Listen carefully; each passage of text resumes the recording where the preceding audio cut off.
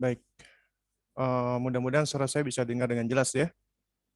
Ya, baik kalau bisa didengar dengan jelas.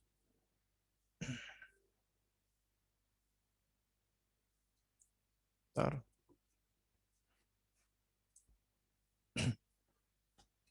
Ya. Bismillah, innal hamdalillah, nahmaduhu wa nasta'inuhu wa nastaghfiruhu wa natubu ilaih wa na'udzu billahi min syururi anfusina wa min sayyiati a'malina. May yahdihillahu fala mudilla lahu wa may yudlil fala hadiya lahu. Asyhadu an la ilaha illallah wahdahu la syarika lah wa asyhadu anna Muhammadan abduhu wa rasuluh la nabiyya ba'dahu amma ba'du.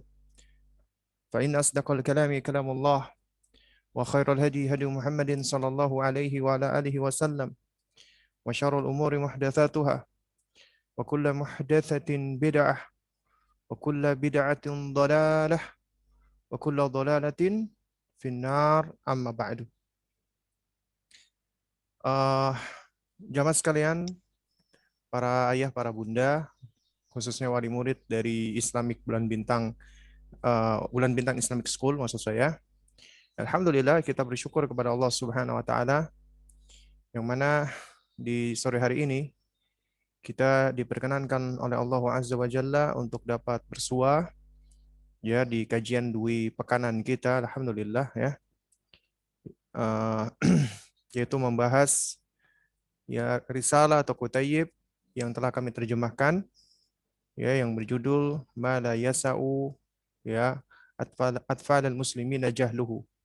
Perkara-perkara yang tidak sepatutnya anak-anak kaum muslimin itu tidak tahu tentangnya, atau kita artikan terjemahkan dengan anak-anak pun wajib tahu ya. Dan di pertemuan yang lalu kita sudah membahas tentang adab kepada Allah, karena kita masuk ke dalam serial adab nih ya. Dan di kesempatan ini kita melanjutkan ya, yaitu adab kepada Rasulullah Shallallahu Alaihi Wasallam ya. Adab kepada Rasulullah Shallallahu Alaihi Wasallam. Apa saja adab kepada Rasulullah Shallallahu Alaihi Wasallam? Ya. Nah ini dimasukkan sebagai pertanyaan kedua dari bab adab ini. Ya, setelah Allah kita pelajari bagaimana adab kita kepadanya, kepada Allah, maka kita sekarang itu masuk ke dalam adab kepada Rasulullah Shallallahu Alaihi Wasallam. Ya. Nah, di pertanyaan yang kedua, ya, penulis hafizahullah taala membuat atau ya mengajukan pertanyaan yang hendaknya kita tanyakan kepada anak-anak kita sebagai bentuk pembelajaran, yaitu bagaimana seharusnya adab kita kepada Rasulullah Sallallahu Alaihi Wasallam. Ya. Baik, jamaah sekalian yang dimuliakan Allah Subhanahu Wa Taala. Ya.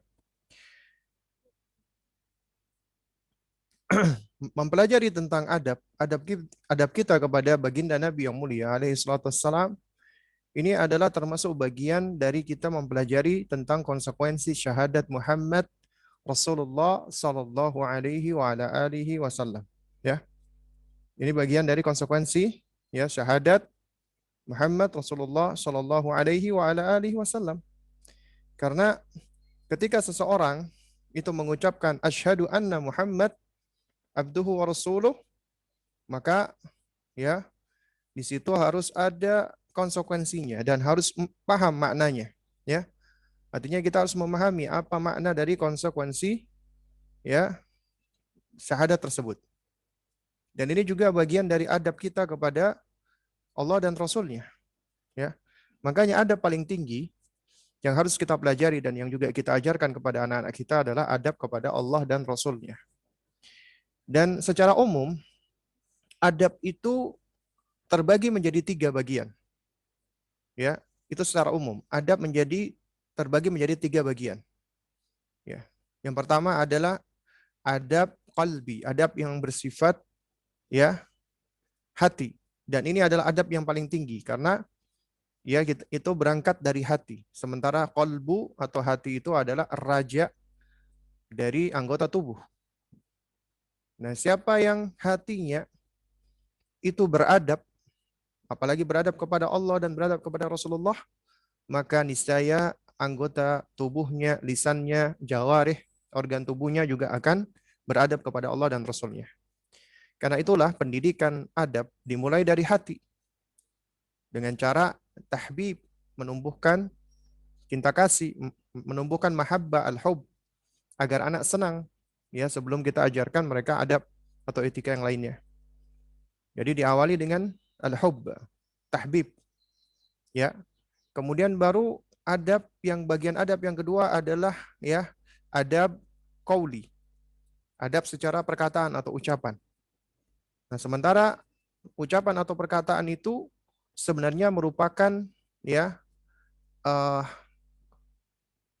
bagian dari turjumanul qalbi, yaitu yang menerjemahkan hati atau yang mengungkapkan hati diantaranya adalah ucapan lisan. Meskipun ya seringkali bisa jadi ya lisan itu mengungkapkan apa yang berbalik atau yang tidak sama dengan hati.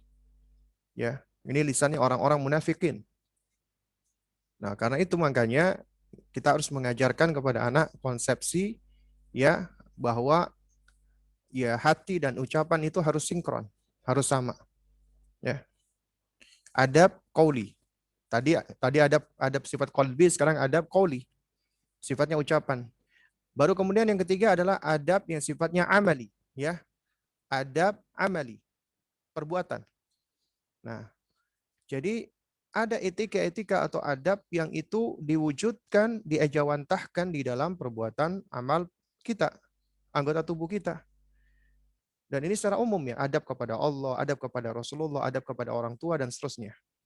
Ya, jadi adab yang sifatnya berangkat dari hati, adab qalbi, dan ini yang paling utama yang menjadi asal, pokok, mendasar, kemudian adab qauli dan kemudian adab amali. Ya. Baik. Jamaah sekalian muliakan Allah Subhanahu wa taala ya. Bagaimana seharusnya adab kita terhadap Rasulullah? Maka jawablah adab kita kepada Rasulullah sallallahu alaihi wa ala alihi wasallam sebagaimana disebutkan oleh penulis di sini adalah mencontoh dan meneladani beliau. Baginda Nabi yang mulia alaihi salatu wassalam ya. Nah, mencontoh dan meneladani Rasulullah sallallahu alaihi wasallam itu adalah kewajiban setiap manusia. Bukan hanya setiap muslim. Setiap manusia, setiap umat wajib untuk mengikuti, mencontoh dan meneladani nabinya. Ya. Jadi wajib untuk mengikuti, mencontoh dan meneladani nabinya ya. Ya. Di antara dalilnya misalnya surat An-Nisa. Ya, surat An-Nisa ayat ke-64.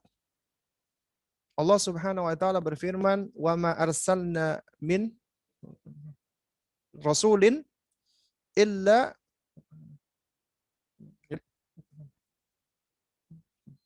liyuta'a biiznillah." Ya. Wa ma arsalna min rasulin illa liyuta'a biiznillah. Dan tidaklah kami mengutus seorang rasul pun kecuali agar ia ditaati dengan seizin Allah Subhanahu wa taala. Nah, ini adalah di antara tujuan yang diterangkan oleh Allah diutusnya para rasul. Agar mereka semua itu liyuta' ya, liyuta'a biiznillah. Dengan izin Allah mereka ditaati. Ya. Jadi ketika seseorang itu ya meyakini bahkan memproklamirkan dirinya ya dalam bentuk syahadat ya bahwa dia mencintai Rasulullah, dia mengikuti Nabi ya. Tapi kalau dia tidak apa namanya, kalau dia tidak menaati ya Rasulullah SAW, maka percuma ya. Itu semua adalah dusta ya. Karena bukti daripada cintanya dia adalah harus apa? Harus mengikuti atau menaati Rasulullah Shallallahu Alaihi wa ala alihi wasallam ya. Baik. Jamaah sekalian dimuliakan Allah Subhanahu wa taala ya. Allah Azza wa Jalla itu ya berfirman ya, "Qul in kuntum tuhibbunallaha." Katakanlah wahai Muhammad ya, apabila kalian itu mengaku mencintai Allah, fattabi'uni, maka ikutilah aku. Maksudnya ikuti siapa? Ikuti Rasulullah Sallallahu Alaihi wa ala alihi Wasallam. Ya. Nah, yuhibbukumullah. Maka Allah Subhanahu Wa Taala akan apa? Mencintai kalian. Bukan cuma mencintai kalian, wa yaghfir lakum dunubakum. Kemudian Allah juga akan mengampuni dosa-dosa kalian. Jadi ternyata Allah tidak hanya akan membalas dengan Allah balas dengan cinta, tapi Allah juga akan berikan ampunan. Wa yaghfir lakum dunubakum. Ya. Nah, jadi jamaah sekalian dimuliakan Allah Subhanahu Wa Taala ya. Ya. Bukti adab kita kepada Rasulullah adalah kita harus mencontoh dan meneladani baginda Nabi yang mulia alaihi salatu wassalam. Ya. Nah, oleh karena itu makanya ya, apabila seseorang itu dia mengaku mencintai ya Rasulullah sallallahu alaihi wasallam, maka dia harus apa? Dia harus menaati Rasulullah sallallahu alaihi wa ala alihi wasallam. Ya. Jadi harus mencontoh dan meneladani Nabi yang mulia alaihi salatu wassalam. Lalu kemudian jamaah sekalian dimuliakan Allah Subhanahu wa taala ya. Juga di antara hikmah ya, Allah Subhanahu wa taala mengutus para nabi dan rasul. Itu semuanya adalah bangsa manusia. Meskipun risalah yang diemban oleh nabi dan rasul dari bangsa manusia ini adalah juga mencakup jin. Karena tidak ada nabi dan rasul dari bangsa jin. Yang ada dari bangsa jin adalah al-mundhir, yang memberikan peringatan. Karenanya syariat nabi-nabi dan rasul terdahulu itu juga wajib diikuti oleh jin, termasuk syariat Islam. Mereka tidak memiliki nabi dan rasul, tapi mereka wajib untuk mengikuti ya risalah yang Allah turunkan melalui perantaraan nabi dan rasul dari bangsa manusia. Jadi jin diwajibkan untuk mengikuti syariat Islam. Ya. Dan Al-Qur'an yang wajib mereka imani adalah Al-Qur'an yang diturunkan kepada baginda Nabi yang mulia alaihi salatu wassalam. Jadi mereka tidak memiliki nabi dan rasul sendiri. Mereka wajib mengikuti nabi dan rasul dari bangsa manusia. Ini di antara kemuliaan. Kemuliaan yang Allah berikan kepada kita, bangsa manusia. Karenanya kita nggak bisa melihat jin. Allah Subhanahu wa taala menetapkan kita nggak bisa melihat jin. Karena di situ ada apa namanya? Barzakhun, ya, ada suatu penghalang. Tapi jin itu bisa melihat kita. Dan jin sama dengan kita, makhluk Allah Subhanahu wa taala. Yang Allah berikan kepada mereka akal, yang Allah berikan kepada mereka ya insting naluri, yang Allah berikan kepada mereka syahwat. Ada di antara mereka itu yang muslim, ada pula di antara mereka yang kafir. Ada di antara mereka yang taat, ada pula di antara mereka yang maksiat, yang durjana. Ya. Nah, jadi jamaah sekalian yang dimuliakan Allah Azza wa Jalla ya. Jin itu juga wajib untuk mengikuti syariat yang dibawa oleh nabi dan rasul dari bangsa manusia. Ya. Namun mereka memiliki yang namanya al-mundhirun. Al-mundhir artinya memberikan peringatan di antara mereka. Jadi ada di antara mereka yang hadir duduk di majelis-majelis yang disampaikan oleh para nabi dan rasul dan murid-muridnya, para sahabat, lalu kemudian mereka menyampaikan kepada kaumnya. Ini juga Allah abadikan di dalam Al-Qur'anul Karim surat Jin ya. Nah, oleh karena itu ya, ajaran agama kita Islam, Al-Qur'an dan Sunnah itu ajaran bagi bangsa manusia dan bangsa jin. Syariat bagi bangsa manusia dan bangsa jin. Jin wajib untuk menaati apa yang datang dari Rasulullah. Nah, lalu kemudian juga Allah Subhanahu wa taala menjadikan nabi dan rasul dari jenis kita manusia adalah supaya tidak ada alasan bagi kita. Supaya tidak ada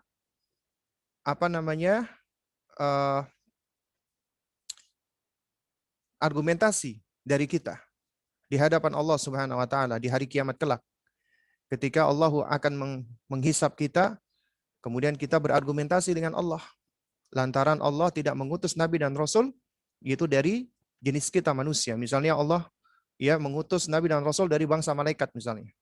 Jibril alaihissalam menyampaikan langsung kepada manusia. Ya. Nah, maka Manusia ini yang memang secara asal mereka itu diciptakan aktsaru jadala, banyak ngeyel, banyak suka berdebat, maka di hari kiamat pun itu tidak menutup kemungkinan manusia akan berargumentasi di hadapan Allah. Mereka akan akan berkata bahwa ya Allah, sesungguhnya ya Engkau utus para nabi dan rasul dari bangsa malaikat, sehingga kami tidak mampu untuk mengikuti mereka karena mereka adalah makhluk-Mu yang senantiasa taat. Engkau tidak karuniakan kepada malaikat itu ya syahwat, dan Engkau tidak karuniakan kepada malaikat itu ya hawa nafsu. Namun Engkau letakkan kepada kami syahwat dan hawa nafsu. Ya, sehingga ya tentunya malaikat akan taat. Sementara kita tidak taat dan tidak mungkin bagi kami bisa mengikuti malaikat. Nah, ini bisa jadi di antara alasan yang akan ya disampaikan oleh manusia di hadapan Allah Azza wa Jalla ketika ya Allah misalnya menjadikan para nabi dan rasul itu tidak dari jenis kita manusia, tapi dari jenis malaikat. Karena kita memang bangsa atau spesies yang senang sekali untuk berdebat, ya. Makanya dikatakan aktsaru jadalah, ya. Nah, oleh karena itu Allah jadikan para nabi dan rasul adalah dari spesies kita manusia. Allah turunkan Al-Qur'an melalui perantaraan malaikat, ya, rasul dari bangsa malaikat. Siapa itu? Jibril alaihissalam. Jibril alaihissalam mendengarkan wahyu dari Allah. Ahlus Sunnah menetapkan ya Allah Subhanahu wa taala berfirman sesuai dengan hakikatnya. Ya, hanya Allah yang tahu bagaimana hakikatnya, dan itu sesuai dengan kesempurnaan Allah Azza wa Jalla, berbeda dengan makhluknya, dan Allah bersifat berbicara. Dan bicaranya Allah adalah bil huruf was saut, dengan huruf dan dengan suara sesuai dengan ya kesempurnaan Allah Subhanahu wa taala, didengarkan oleh Jibril alaihissalam. Kemudian Jibril alaihissalam yang menerima firman atau kalamnya Allah ini menyampaikan kepada ya baginda Nabi yang mulia, ya Muhammad bin Abdullah sallallahu alaihi wa ala alihi wasallam. Ya. Jadi apa yang disampaikan oleh Jibril kepada Nabi kita itu adalah ucapan Allah, perkataan Allah, kalamullah. Makanya Al-Quran itu kalamullah.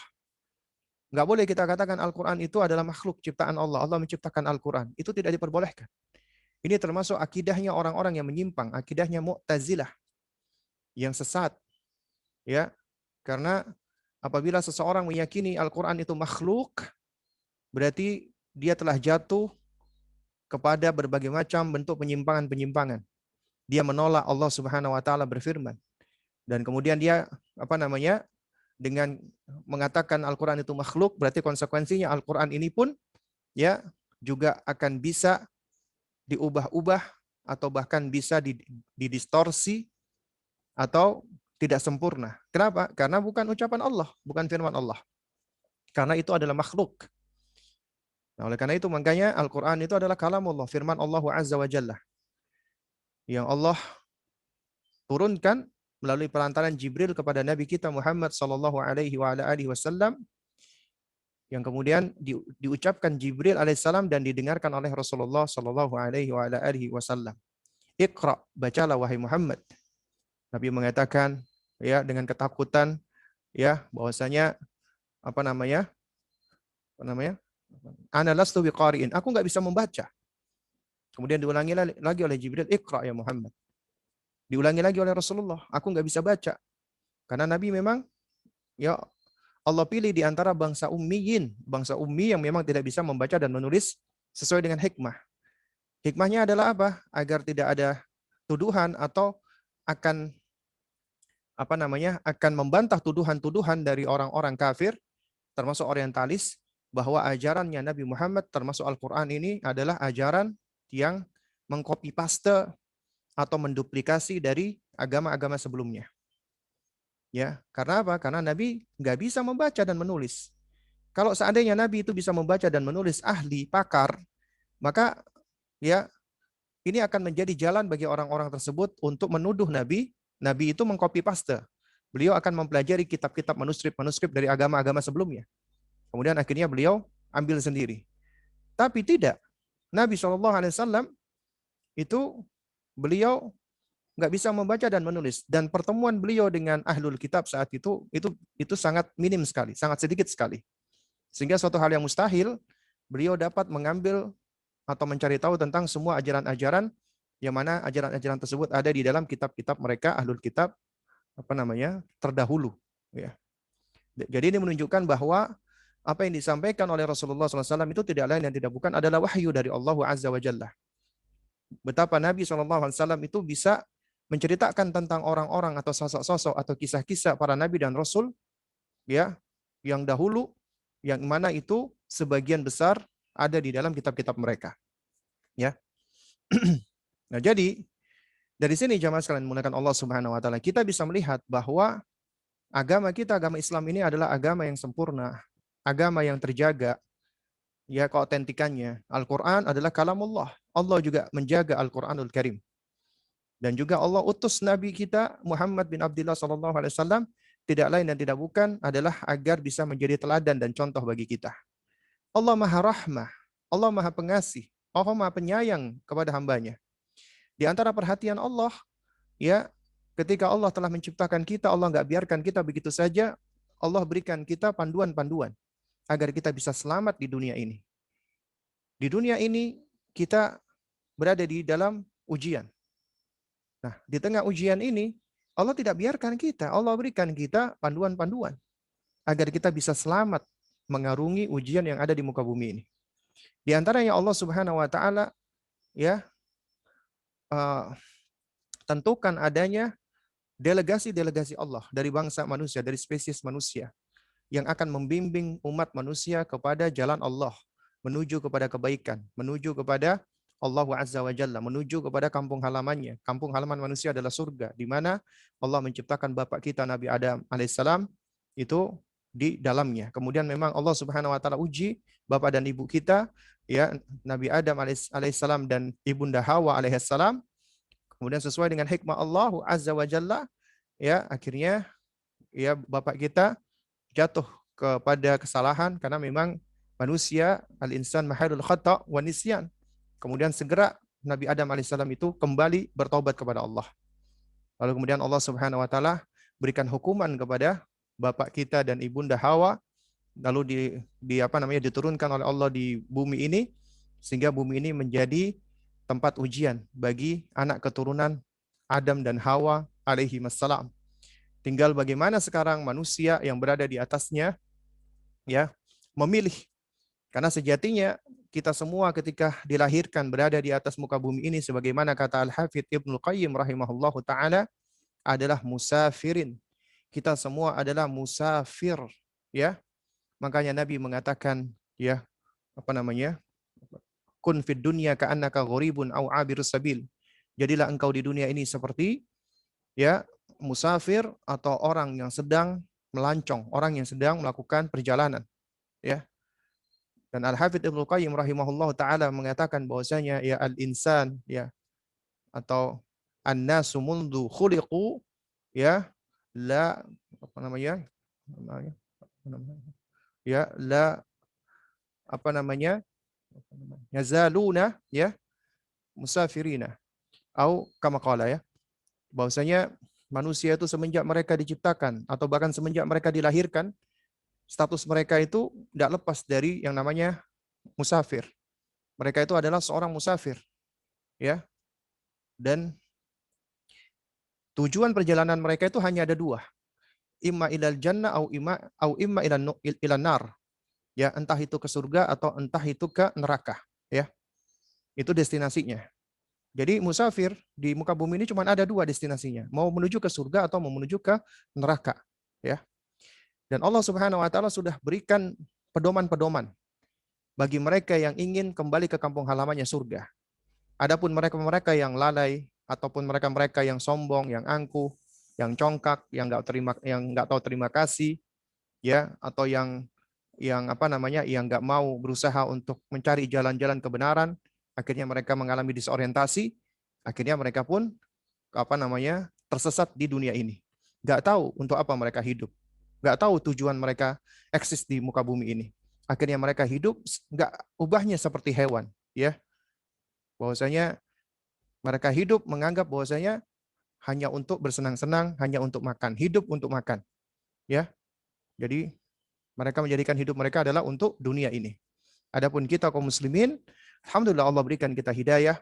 Kita tahu bahwasanya kita di dunia ini tugas kita adalah beribadah, kita mengumpulkan bekal kita karena perjalanan kita panjang, perjalanan kita adalah menuju ke surganya Allah Subhanahu wa taala.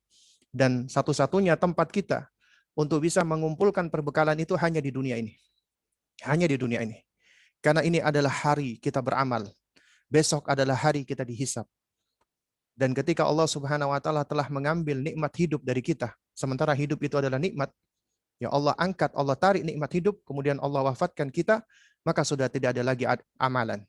Yang ada kita di alam kubur nanti hanya penyesalan, hanya angan-angan, keinginan agar Allah Subhanahu wa taala mau menghidupkan kita kembali agar kita bisa banyak memperbanyak amal soleh.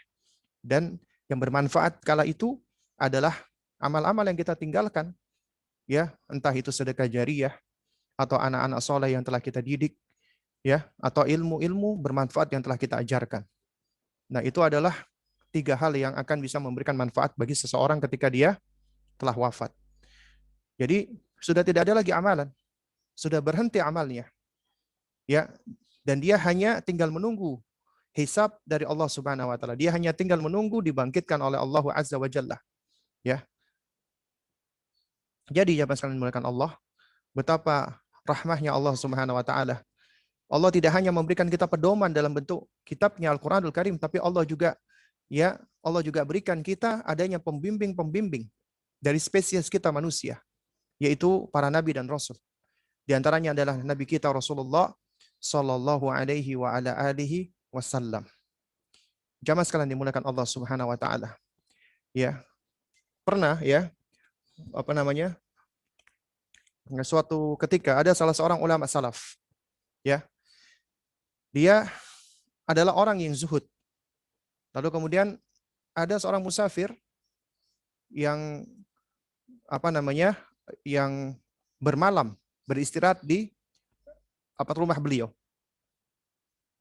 Musafir ini bermalam, beristirahat di rumah beliau.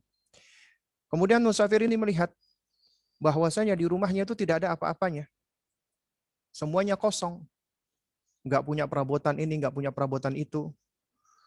Lalu kemudian orang ini bertanya kepada ulama salaf tadi, ya, ini di mana perabotan-perabotan Anda? Kenapa kok rumah Anda kosong seperti ini?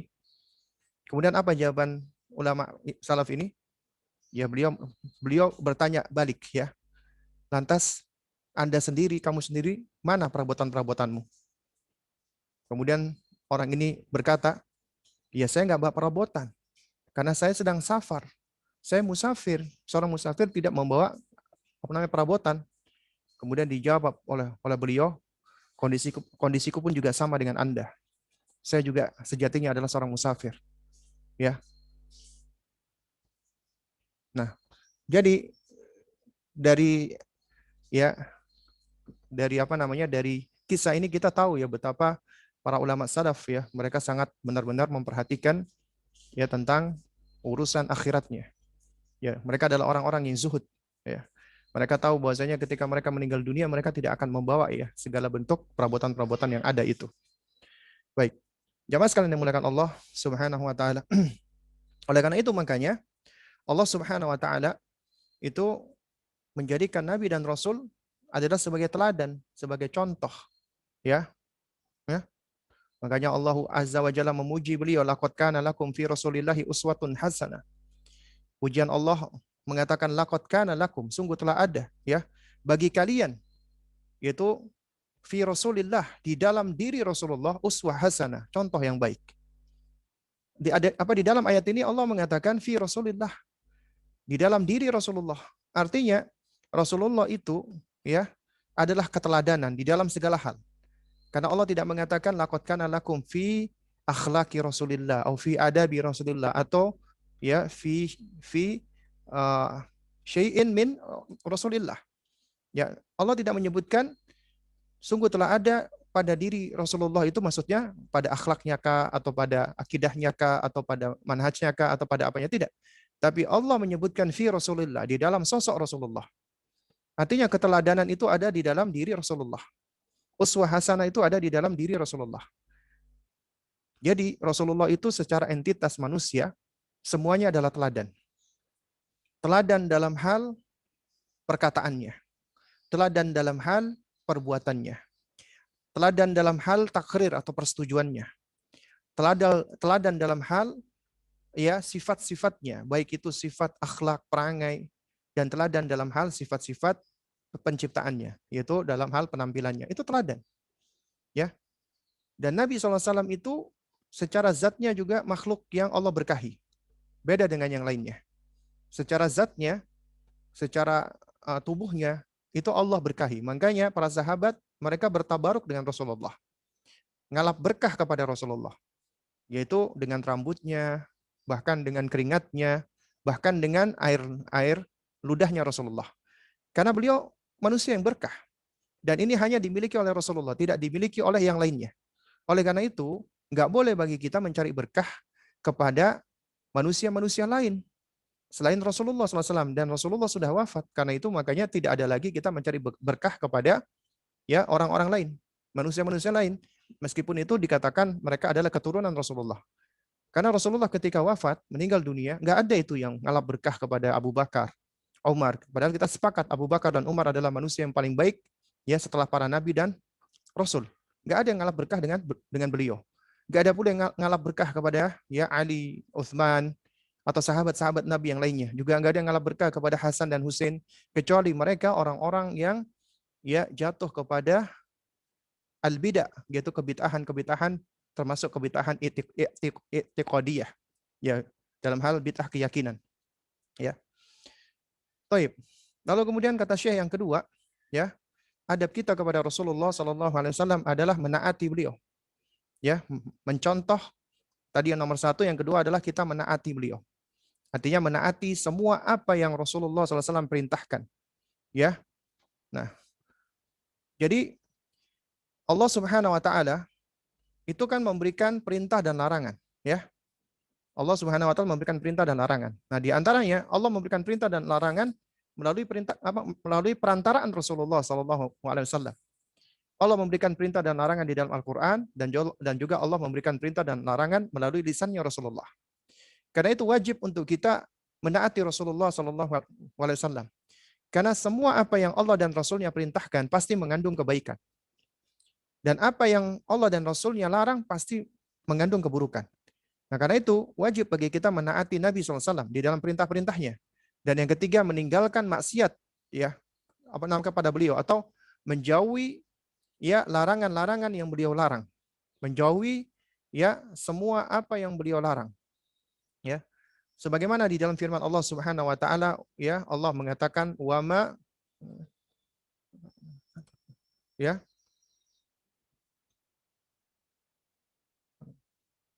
atakumur rasul, ya wama atakumur rasul fakhuduhu, ya.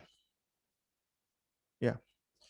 Jadi apa yang diberikan oleh Rasulullah SAW maka fakhuduhu, maka ambillah. Wa manahakum anhu fantahu, dan apa yang Nabi SAW itu larang kepada kalian, Nabi cegah kalian melakukannya, fantahu, maka berhentilah, tinggalkanlah. Wattaqullah, dan bertakwalah kalian kepada Allah Subhanahu wa taala. Innallaha sadidul iqab, karena sesungguhnya Allah Subhanahu wa taala itu adalah amat keras hukumannya, amat pedih siksanya. Jadi ayat ini menunjukkan apa? Adalah Allah memerintahkan untuk mengambil ya apa yang Nabi SAW itu berikan, dan apa yang Nabi larang maka kita harus meninggalkannya atau menjauhinya. Ya. Nah. Baik, jamaah sekalian yang dimuliakan Allah Subhanahu wa taala ya. Kita tahu ya bahwa di dalam perintah dan larangan, di dalam al-amru wa nahyu, kalau kita bicara dari sisi pendidikan, itu merupakan bentuk perhatian, ihtimam. Perhatian Allah kepada hambanya dan perhatian Rasulullah kepada umatnya. Allah itu memperhatikan makhluknya. Allah menginginkan kebaikan bagi makhluknya. Makanya Allah berikan arahan, bimbingan. Itu berupa Al-Quranul Karim, dan Allah utus para nabi dan rasul. Demikian pula Rasulullah SAW itu begitu perhatian, begitu rahmah kepada umatnya, ya, kepada umat manusia. Makanya Nabi diutus sebagai rahmatan lil alamin, sebagai rahmat bagi semesta alam. Ya. Nah, oleh karena itu, di antara bentuk perhatian Nabi adalah Nabi memberikan arahan. Karena Nabi tahu apa yang paling baik buat umatnya. Karena Nabi mendapatkan bimbingan langsung dari Allah, wahyu dari Allah. Sehingga apabila Nabi memerintahkan sesuatu, kewajiban kita adalah sami'na wa ta'na. Kita dengar dan kita taati. Demikian pula ketika Nabi SAW melarang, ya, Nabi SAW itu mencegah dari sesuatu. Maka kewajiban kita adalah kita wajib untuk mengikuti arahan beliau, menjauhi keburukan-keburukan atau larangan-larangan yang beliau sampaikan tadi. Karena ya, apabila seseorang ketika dia dilarang lalu dia malah melakukannya, maka dia sesungguhnya telah bermaksiat kepada Rasulullah. Dia telah durhaka kepada Rasulullah, bahkan dia telah durhaka kepada Allah Azza wa Jalla. Ya. Dan kedurhakaan inilah yang menunjukkan bahwa ya, manusia itu tidak memiliki adab kepada Allah dan Rasul-Nya. Karena tidaklah mungkin dikatakan seseorang itu beradab manakala dia malah melanggar larangannya, tidak melaksanakan perintahnya. Dia malah bermaksiat kepada Allah dan Rasul-Nya. Dan dia malah berbuat durhaka. Ini menunjukkan dia tidaklah beradab, tidak memiliki adab. Makanya adab yang harus kita ajarkan kepada anak-anak kita adalah mencontoh Nabi, menaati perintah beliau, dan menjauhi larangan beliau. Kemudian yang keempat, kata Syekh di sini, di antara adab kepada Rasulullah SAW adalah apa? Adalah tasdiqu, ya, ma akhbarah, ya, membenarkan semua apa yang Nabi sampaikan. Selama itu valid, selama itu otentik, selama itu sahih, maka kewajiban kita adalah wajib membenarkan dan menerimanya. Karena Nabi SAW tidak mungkin berbicara dari hawa nafsunya. Wa ma yantiqu anil hawa in huwa illa wahyu yuha. Nabi tidaklah berkata dia keluar dari hawa nafsu beliau sendiri, tapi itu semua adalah wahyu yang Allah Subhanahu wa taala wahyukan kepada Nabi yang mulia alaihi wasallam. Karenanya apa yang disampaikan Nabi selama itu sahih wajib dibenarkan. Tapi perhatikan, ya, kita harus memperhatikan validitasnya, keotentikannya, artinya kesahihannya. Dan ini adalah bagian dari agama kita dalam rangka untuk menjaga keotentikan. Karena tidak diperkenankan, tidak diperbolehkan seseorang dia mengklaim ini hadis Nabi, ini sunnah Nabi, tapi dia nggak tahu apakah ada hadisnya atau tidak. Dan dia tidak tahu apakah hadisnya itu sahih ataukah tidak. Ya. Karena manakala seseorang dia mengklaim sesuatu, menyampaikan sesuatu, ini sunnah Nabi, Nabi bersabda seperti ini, padahal Nabi nggak mengatakan demikian, dia terancam dengan berbuat dusta atas nama Nabi yang mulia alaihi wassalam. Makanya Nabi mengatakan man kadzaba alayya muta'ammidan falyatabawa maq'adahu minan nar. Siapa yang berdusta atas namaku, maka persiapkanlah tempat duduknya di atas api neraka. Ya. Karena dia telah berdusta atas nama Nabi. Sengaja atau tidak sengaja. Sadar atau tidak sadar. Sengaja dosanya lebih besar lagi. Karena Nabi mengatakan tadi ya, man kadzaba alayya muta'ammidan, dengan sengaja, maka fal yatabawa maq'adahu minan nar. Ya. Maka persiapkanlah tempat duduknya di atas api neraka. Ya. Juga kita nggak boleh dengan mudah menyampaikan sesuatu, ini hadis Nabi, sebelum kita tahu, berusaha untuk verifikasi ini. Benar nggak ini hadis Nabi SAW?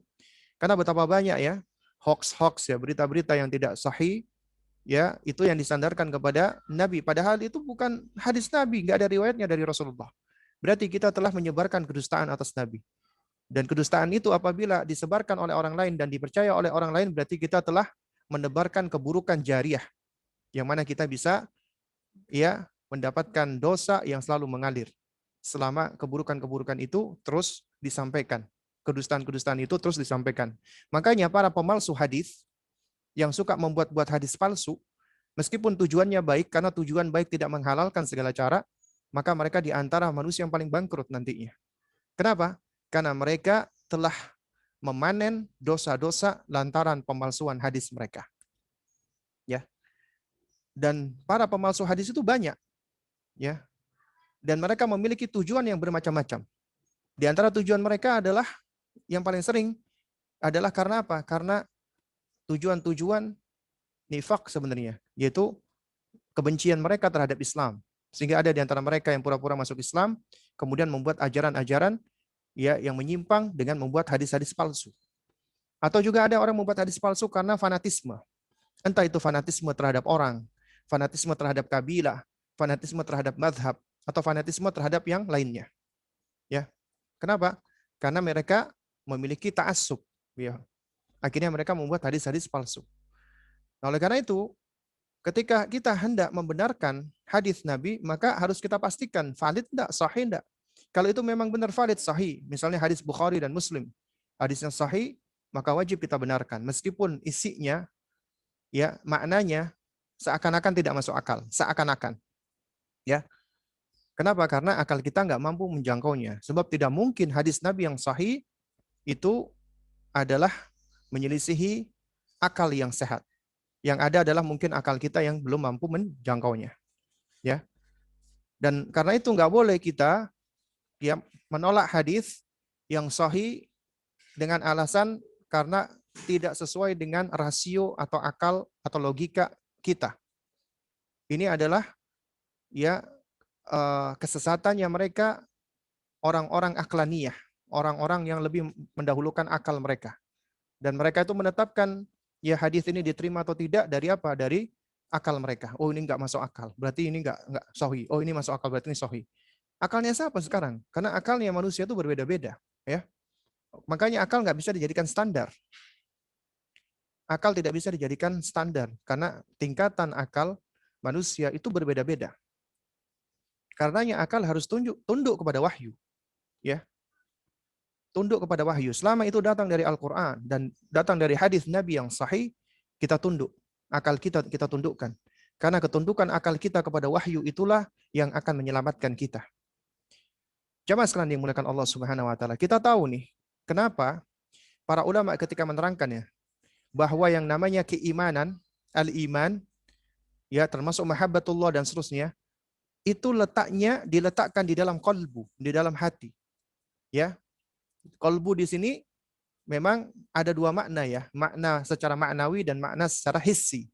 Makna secara hissi artinya makna secara apa? Secara uh, konkret, yaitu organ tubuh yang ada di dalam diri manusia, yaitu jantung maksudnya.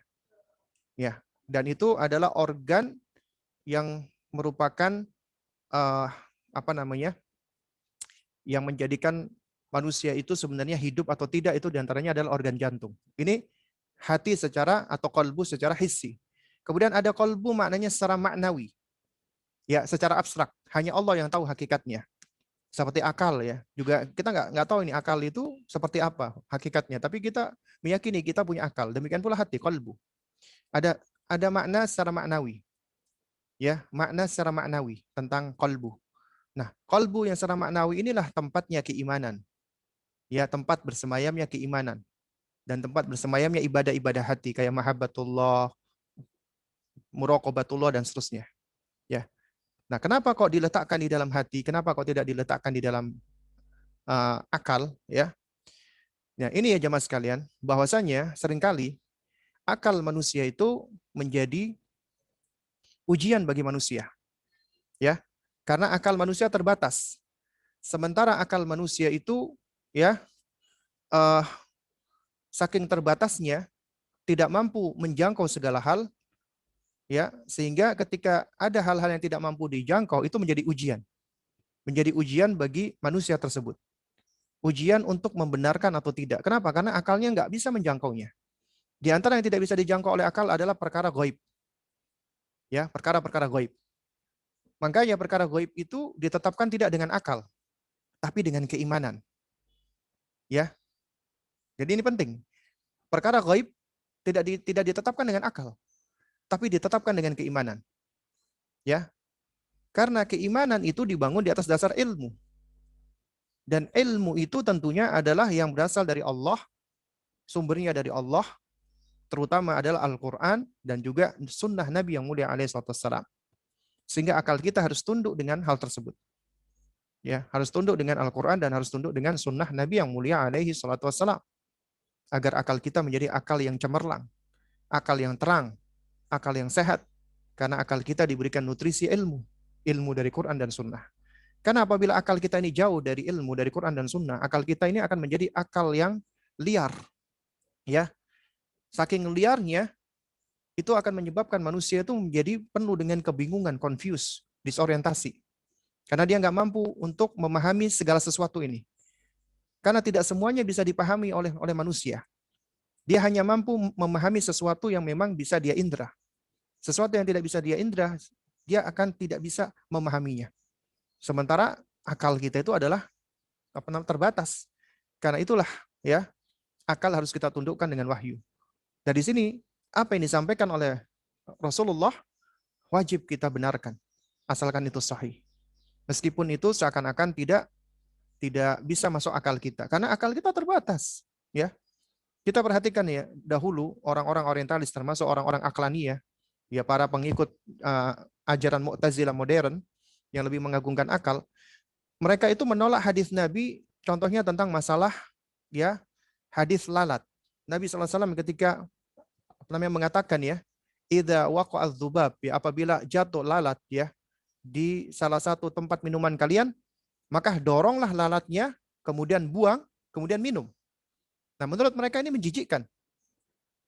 Mereka terkena syubhatnya orang orientalis. Mereka mengatakan, orang Islam itu jorok tuh.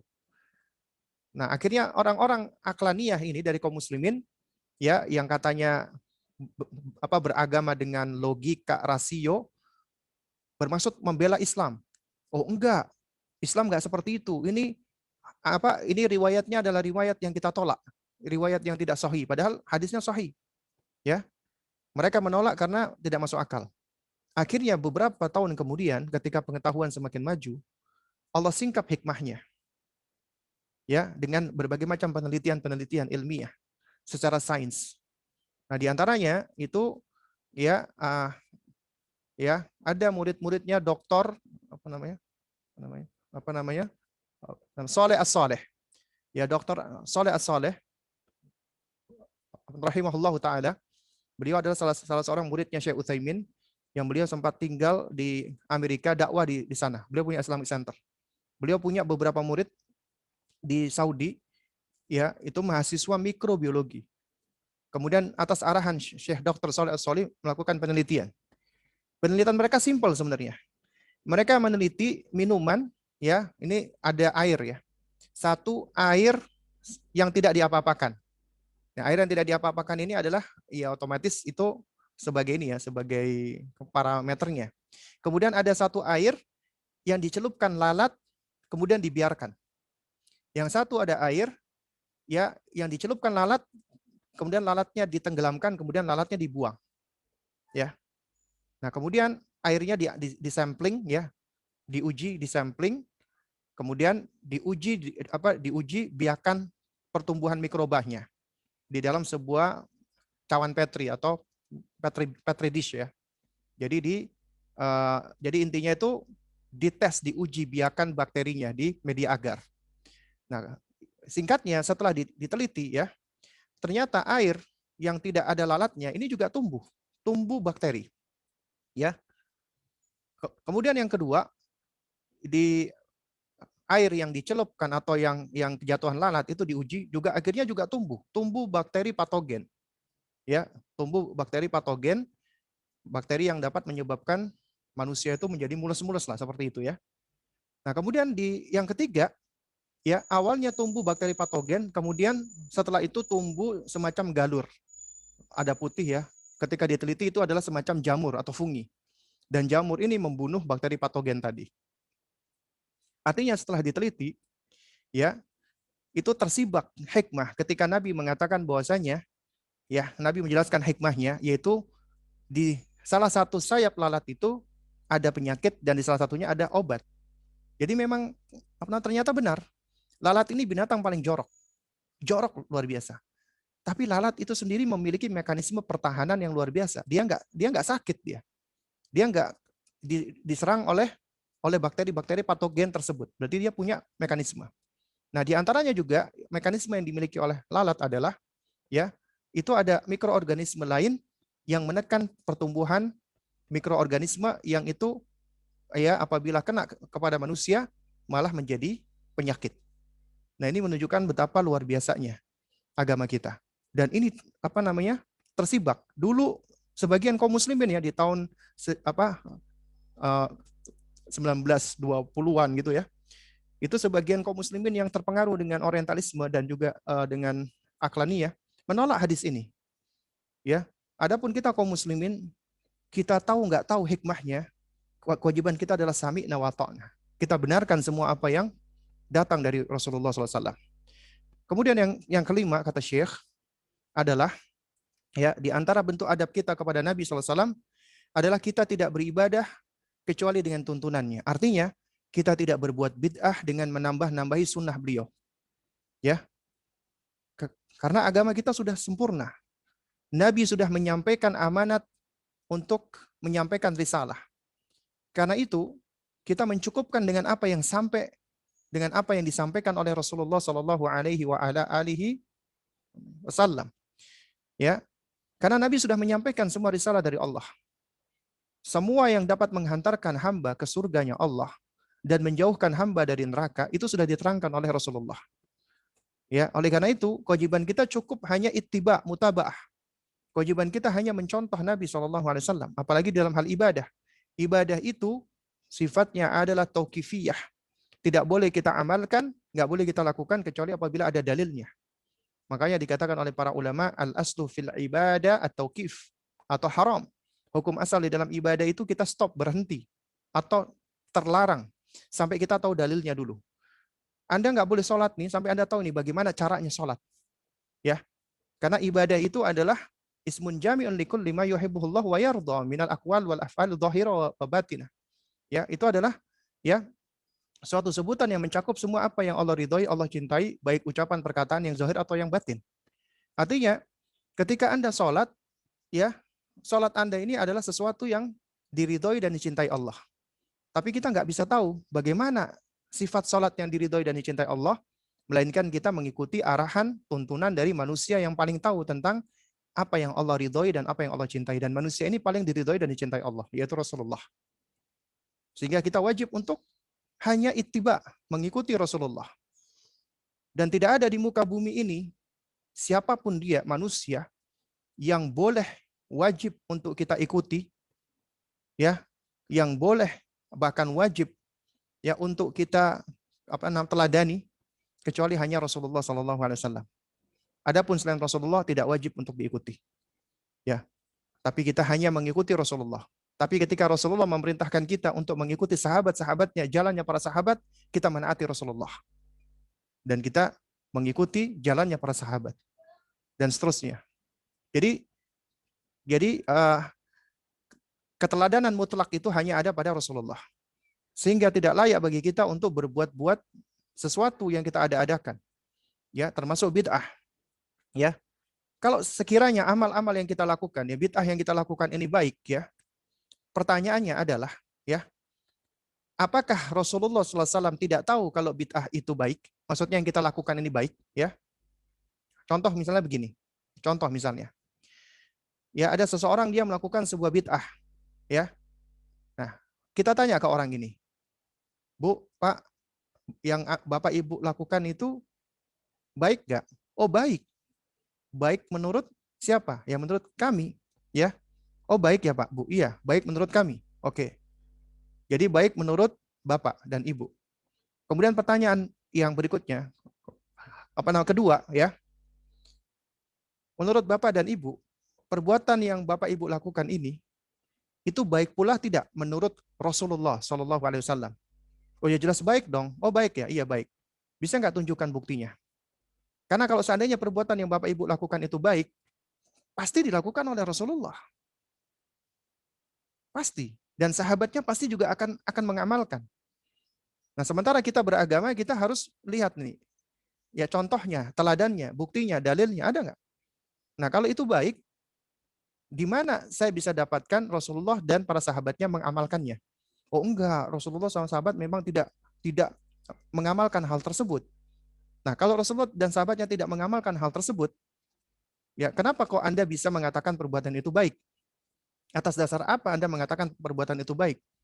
Ya, nah seakan-akan Anda mengatakan Anda lebih alim, lebih pintar, lebih tahu daripada Rasulullah SAW. Karena sekiranya perbuatan itu baik, misalnya Rasulullah dan para sahabatnya yang paling dahulu mengamalkannya, melakukannya. Ya. Nah, jadi jamaah sekalian muliakan Allah Subhanahu wa taala, ya. Jadi sebenarnya orang-orang yang melakukan bid'ah, ya, mereka itu sadar nggak sadar sudah jatuh ke dalam perbuatan kemaksiatan yang besar. Makanya bid'ah itu lebih besar dosanya, lebih disukai oleh syaitan dan iblis daripada maksiat. Karena umumnya orang-orang melakukan kemaksiatan tahu itu salah, itu keliru. Tapi mereka yang melakukan kebid'ahan menganggap itu bagian dari ibadah. Sementara Nabi nggak pernah mengamalkannya. Nabi nggak pernah menuntunkannya. Dan Nabi sendiri mengatakan sebagaimana diriwayatkan oleh Ibunda Aisyah radhiyallahu taala anha, "Man amila amalan laisa alaihi amruna fahuwa raddun." Siapa yang mengamalkan suatu amalan enggak ada tuntunannya dari kami, enggak ada perintahnya dari kami, tertolak, sia-sia. Atau man ahdatsa fi amrina hadza ma laisa minhu fahuwa raddun. Siapa yang mengada-adakan suatu tuntunan, suatu perbuatan, suatu amalan ya, yang enggak ada keterangannya, enggak ada tuntunannya, maka tertolak. Ini Nabi yang mengatakan gitu loh. Oleh karenanya, adab kita kepada Nabi nggak boleh berbuat bid'ah. Artinya, para pelaku bid'ah nggak punya adab terhadap Nabi. Meskipun mereka mengaku kami pecinta Rasulullah, meskipun mereka mengaku kami adalah ya para pengikut Rasulullah, ngaku-ngaku gampang.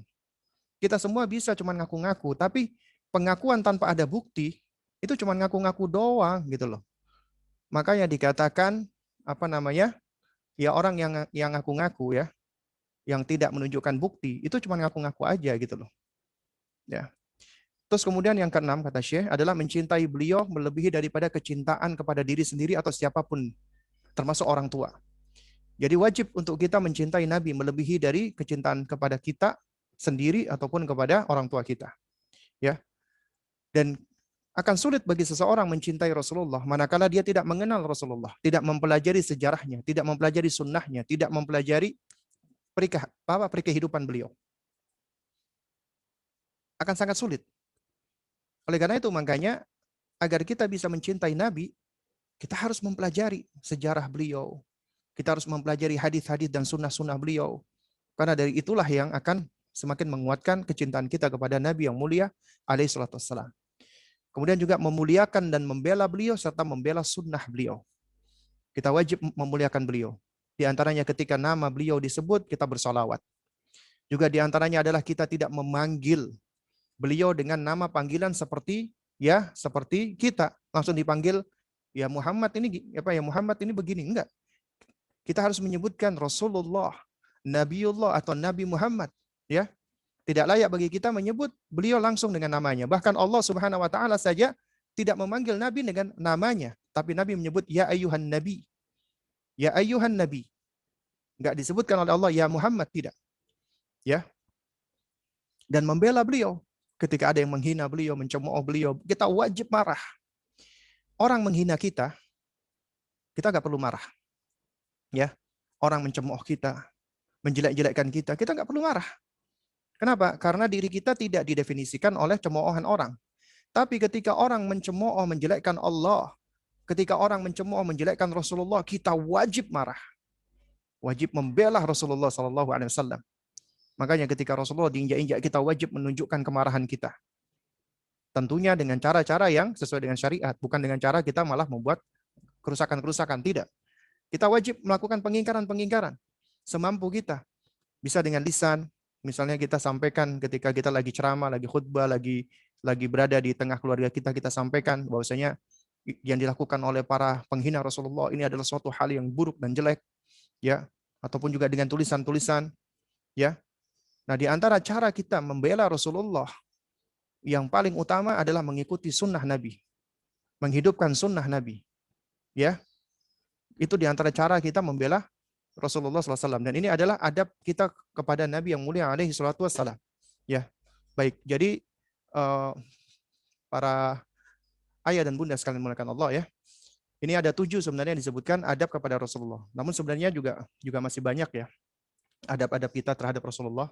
Seperti kita tidak boleh mendahulukan perkataan siapapun kecuali hanya perkataan Rasulullah SAW. Artinya kita lebih mendahulukan ya ucapan Nabi yang mulia alaihi wasallam. Ya. Dan seterusnya. Jadi ya, tapi mudah-mudahan yang sedikit ini ya bisa memberikan manfaat karena sudah pukul 5 ya. Kita lanjutkan ke sesi tanya jawab ya. Ini udah ada pertanyaan. Ustaz, pencerahan. Mohon pencerahan bagaimana agar anak-anak mencintai Rasulullah Shallallahu Alaihi Wasallam. Baik. Bagaimana jika anak suka membaca sirah, sudah tahu hukumnya, tapi secara prakteknya masih suka melanggar atau malas-malasan? Usia 9 tahun. Baik. Jadi ya jemaah sekalian dimuliakan Allah. Untuk bisa menumbuhkan cinta kepada Rasulullah, kuncinya adalah kita harus menumbuhkan dulu cinta kepada Allah. Itu adalah asal dari semua kecintaan. Yaitu mahabbatullah. Ya sebelum cinta kepada lainnya. Baik itu cinta kepada Rasulullah, cinta kepada sahabat, Nabi, cinta kepada kepada malaikat, cinta kepada kitab-kitab suci dan cinta kepada wali-wali Allah Subhanahu wa taala dan seterusnya. Jadi yang menjadi asal pokok adalah mencintai Allah. Itu dulu yang harus dibangun. Nah, kemudian setelah itu baru kita bangun cinta kepada Rasulullah. Kecintaan kepada Rasulullah itu harus sudah dibangun mulai dari semenjak dini. Mulai dari semenjak anak-anak itu masih kecil. Ya. Mulai dari mereka usia mereka masih disusui oleh ibunya. Kita sudah mulai sering-sering memperdengarkan, mentalkin mereka, mentasmi mereka bukan hanya tentang kalamullah tapi juga kita sudah mentasmi mereka tentang nama Nabi kita yang mulia. Dan juga kita mentasmi mereka dengan syahadat Muhammad Rasulullah. La ilaha illallah wa asyhadu anna Muhammad Rasulullah. Ya. Kemudian juga kita sering-sering menyebut nama Rasulullah dan kita bersalawat atasnya. Ya. Dan kemudian juga kita harus sering-sering untuk Untuk mengajak mereka mencintai Rasulullah sallallahu alaihi wasallam dari semenjak mereka kecil. Kemudian kita ceritakan, kita kisahkan tentang ya keistimewaan Nabi, ya akhlak beliau, ya perangai-perangai beliau. Karena dengan memberikan cerita dan kisah itu akan membentuk ya. Karena anak-anak itu kenapa senang cerita dan kisah? Karena itu adalah bagian dari membentuk sesuatu yang sebenarnya sifatnya abstrak itu menjadi sedikit lebih konkret meskipun tidak kita visualisasikan ya. Ya, nah sekarang udah mulai banyak ini buku-buku cerita, tapi tentunya kita harus hati-hati dari buku cerita, apalagi yang mencoba menvisualisasikan orang-orang soleh seperti para sahabat itu tidak diperbolehkan. Ya, nah tapi boleh misalnya ada buku-buku ya dengan misalnya tidak dibentukkan sosok orang tapi hanya nama Muhammad misalnya, ya sebagai bentuk agar anak itu lebih mudah di dalam memahami ya karena metode mereka adalah metode yang mudah ketika pendekatannya adalah secara konkret ya yang penting ya dari kisahnya itu tidak keliru atau ada sumbernya, ada dasarnya dan juga kita tidak menvisualisasikan Rasulullah dan orang-orang soleh di dalamnya. Anak-anak senang dengan cerita, anak-anak senang dengan kisah karena kita ya ketika misalnya bercerita ya tentang dongeng-dongeng saja yang nggak masuk akal, mereka senang dengerin. Apalagi ini cerita tentang manusia yang istimewa, manusia yang mulia, ya, yang seharusnya bisa kita ikat hati mereka kepada manusia-manusia yang hebat seperti ini agar mereka ngefans dengannya. Ya, jadi seharusnya apa?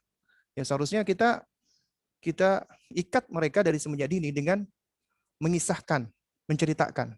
Nah, kalau anak kita udah di atas 7 tahun, ya dia senang baca sirah tapi tidak terpengaruh dengan isinya. Nah, ini berarti kita harus koreksi nih. Evaluasi, muhasabah. Bisa jadi karena ternyata pondasi yang terbentuk ya di dalam pendidikan hati anak kita itu masih belum kuat atau bahkan masih lemah.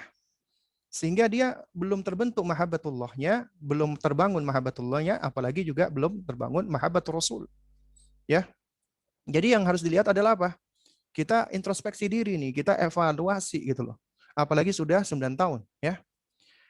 Terus kemudian yang kedua juga ya, anak-anak udah usia 9 tahun, kemudian dia masih ternyata meskipun suka baca sirah Nabi, tapi dia tidak termotivasi ya untuk meniru Rasulullah atau mencintai Rasulullah, ya.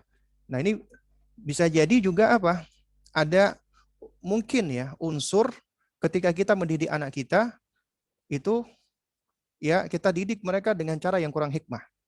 Di antaranya mungkin juga kita ngegas anak kita, mengakselerasi anak kita, ya misalnya kita minta mereka untuk belajar membaca sebelum waktunya. Akhirnya nih anak-anak bisa baca, tapi kemampuan literasinya nggak ada. Bisa baca tapi nggak ngerti. Banyak seperti ini. Kemampuan membaca hanya merangkai kata, merangkai huruf dan merangkai kata. Dia baca, tapi nggak ngerti yang dimaksud dengan kalimat tersebut apa. Nah, oleh karena itu makanya kita perlu memperhatikan ini anak-anak kita ini, ya. Jadi misalnya dia baca sirah, dia baca, tapi cuma baca doang, tapi dia nggak ngerti isinya gitu loh. Sangat mungkin sekali terjadi seperti ini. Oleh karena itu makanya kita harus lihat nih kondisi anak kita. Kita amati dia. Dan sebelumnya juga kita harus juga mengevaluasi diri kita gitu loh. Karena yang namanya pendidikan itu harus dimulai pertama dari diri orang tuanya. Yang memberikan contoh, memberikan teladan, dan kemudian dia membangun. Kalau udah anak usia 9 tahun, kemudian dalam kondisi seperti ini, ya dia harus, pijakannya dia yang pertama kali harus dilakukan adalah dia evaluasi, banyak bertaubat kepada Allah, banyak minta tolong kepada Allah, lakukan pendekatan yang berbeda. Ya, artinya kita harus mulai mengulangi kembali pijakan-pijakan yang lewat ketika di usia sebelumnya untuk membangun kecintaannya dia kepada Allah Subhanahu wa taala, dan ini memang ada step-stepnya dan ada langkah-langkahnya. Artinya kita harus mendidik anak kita, mendidik hatinya lagi. Dan ini metode yang sudah diajarkan oleh Luqman alaihissalam. Artinya kita didik lagi mulai dari perkara paling mendasar, yaitu tauhidnya. Apalagi ini usia 9 tahun ya, usia anak sudah menjelang balik. Apa namanya? Hazawirah, usia hazawirah atau usia murahaqah. Ya, ketika sudah 10 tahun adalah usia sudah murahaqah. Baik. Kemudian pertanyaan berikutnya, putri anak usia 4 tahun, jadi anak banyak kasih kegiatan motorik halus. Apakah boleh menggunakan bahan-bahan makanan untuk pembelajaran, misalnya menuang beras, melakukan percobaan-percobaan menggunakan bahan makanan tersebut yang tentunya setelah digunakan tidak bisa dimakan kembali. Apakah hal tersebut termasuk mubadzir? Iya. Tapi di sini ada perinciannya, ya.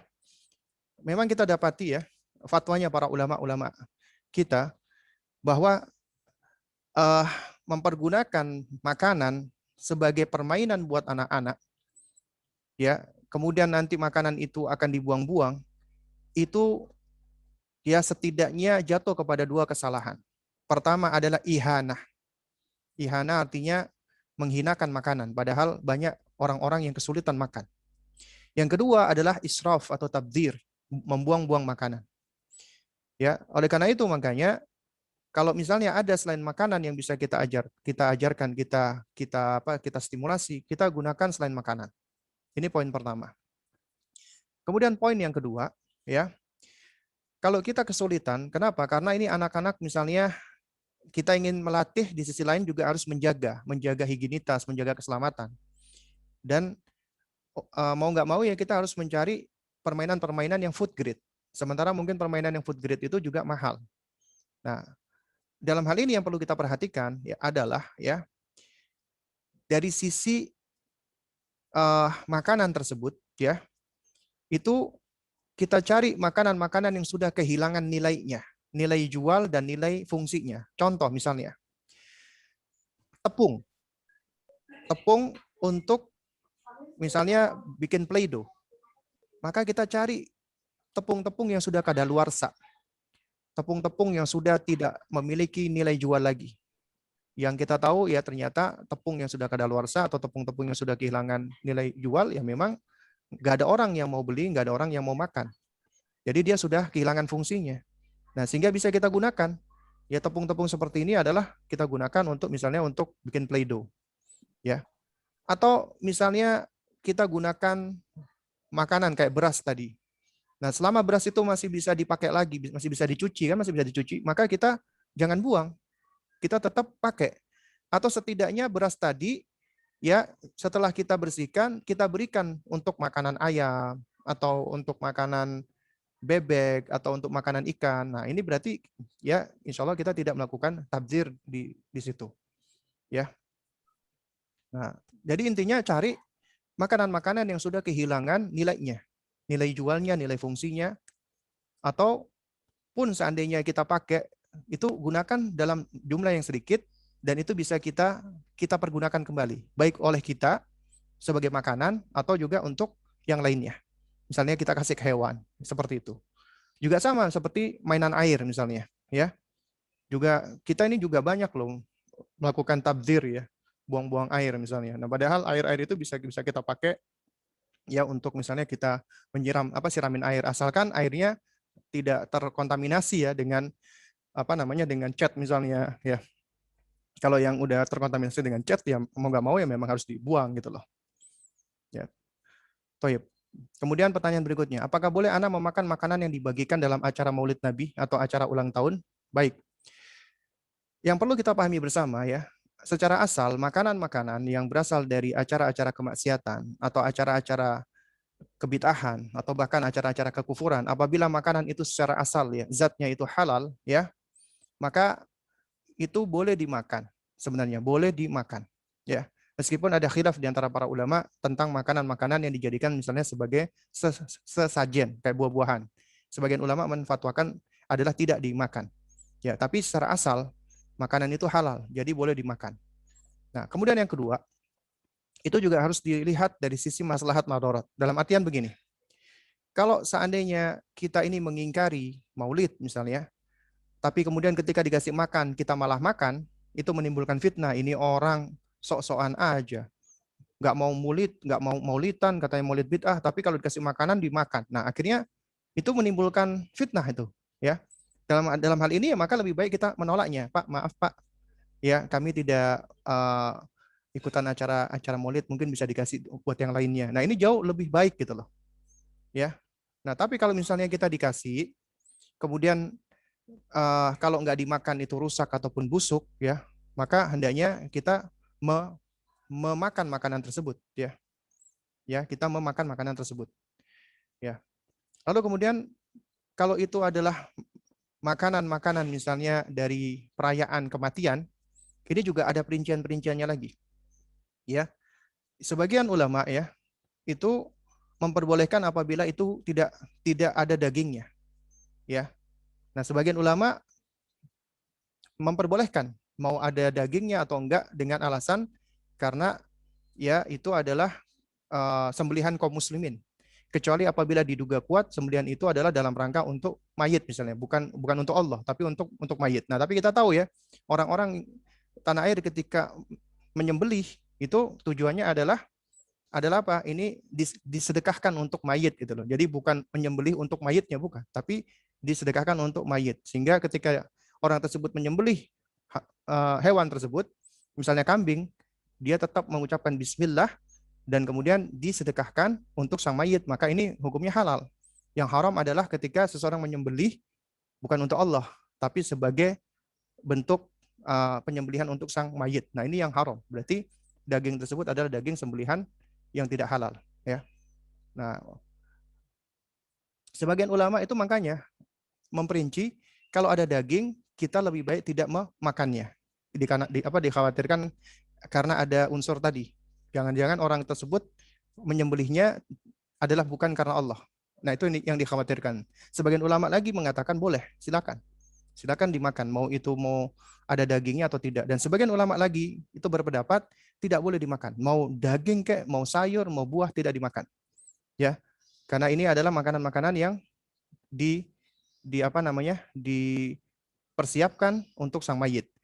Nah, padahal kita tahu sebenarnya makanan-makanan tersebut itu sebenarnya bukan dihaturkan buat sang mayit atau bukan disajikan atau dijadikan sajian istilahnya seperti itu buat mayit, bukan. Tapi memang dibagi-bagikan ya dalam acara yang memang acara tersebut tidak ada tuntunan dari Nabi, oleh sang pelaku diniatkan pahalanya untuk sang mayit, ya. Sehingga makanan-makanan seperti ini wallahu a'lam bishawab ya, yang saya pahami adalah tidak mengapa dimakan ya, asalkan memang secara asal zatnya halal. Wallahu a'lam bishawab ya. Baik, ini juga sudah tidak ada pertanyaan ya. Mungkin kita cukupkan sampai di sini. Ya, mudah-mudahan yang sedikit ini bisa memberikan manfaat. Dan kurang lebihnya saya mohon maaf apabila ada hal-hal yang kurang berkenan. Kita tutup dengan doa kafaratul majelis. Subhanakallahumma wa bihamdik asyhadu an la ilaha illa anta astaghfiruka wa atubu ilaik. Wassalamualaikum warahmatullahi wabarakatuh.